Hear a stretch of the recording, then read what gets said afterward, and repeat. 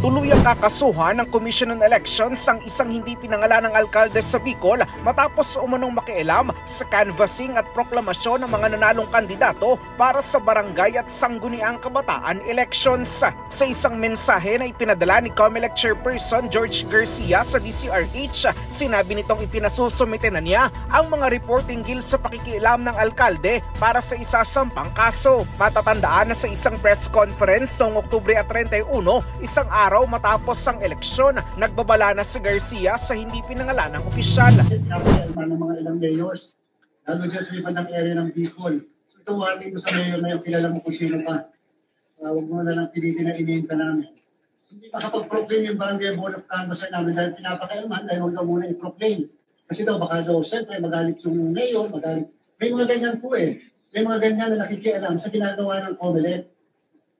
Tapos pagka binanggit mo yung pangalan, magagalit sila. Pero yung pipigilan nyo yung barangay board of canvassers, mga teachers po yun eh. Teachers po yun, hindi po mga taga-COMELEC yun. So ibig sabihin, pag yun ang inakot-takot ninyo at yun po yung pinresyon nyo, hindi po ba pinipresyon nyo yung mga nag-aalaga sa ating mga bata at mga kabataan?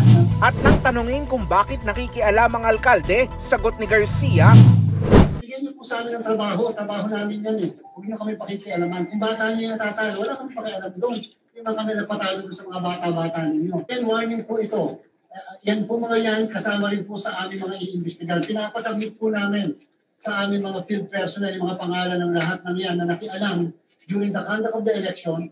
And ito ang pinaka-crucial yung nakialam sa canvassing. Pinapadelay ang canvassing, pinapadelay ang proclamation ng mga kandidato.